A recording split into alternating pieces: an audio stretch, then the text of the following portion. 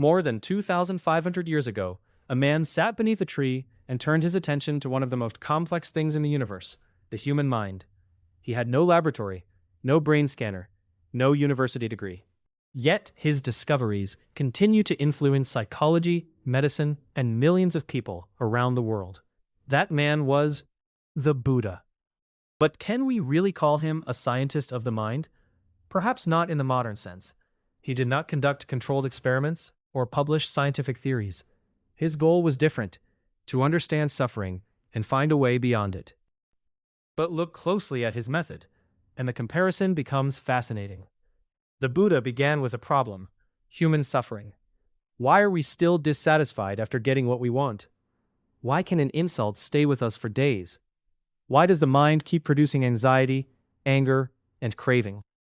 He organized his answer into the Four Noble Truths. First, recognize the problem. Suffering and dissatisfaction exist. Second, investigate what causes them. Third, find out whether those causes can be removed. And fourth, follow a method for bringing suffering to an end.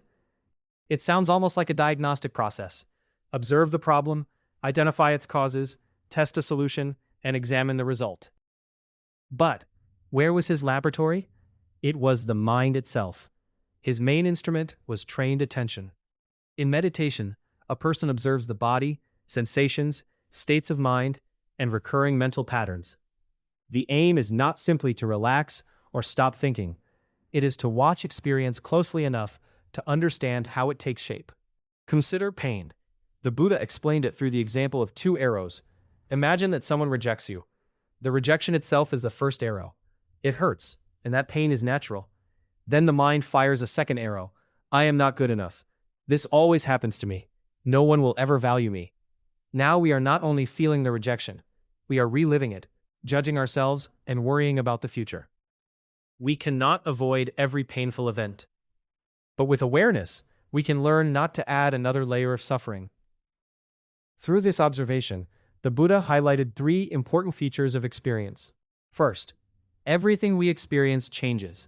A sensation, emotion, or thought may feel permanent, but when we watch closely, it arises, changes, and disappears. Second, the mind is constantly reacting. It tries to hold on to pleasant experiences and push away unpleasant ones.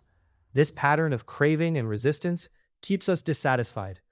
Third, what we call the self may not be a permanent controller.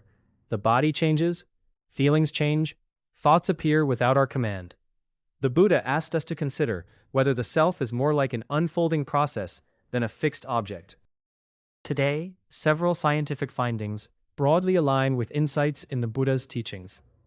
Research suggests that mindfulness can train attention, support emotional regulation, and help some people respond differently to anxiety, depression, and pain. But science is still uncovering how the mind works.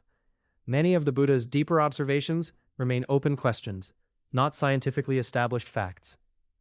There is another important difference. The Buddha's method was never only about meditation. It also included ethical speech, action, livelihood, effort, and wisdom. How we live each day shapes the mind we meet when we sit quietly. So, was Buddha the super scientist of the mind? Maybe not by our modern definition. But he embodied something at the heart of the scientific spirit. Observe carefully, question appearances, look for causes, test a method, and judge it by the results.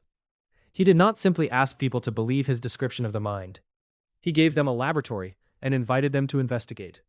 That laboratory is still available. All you have to do is pay attention and observe.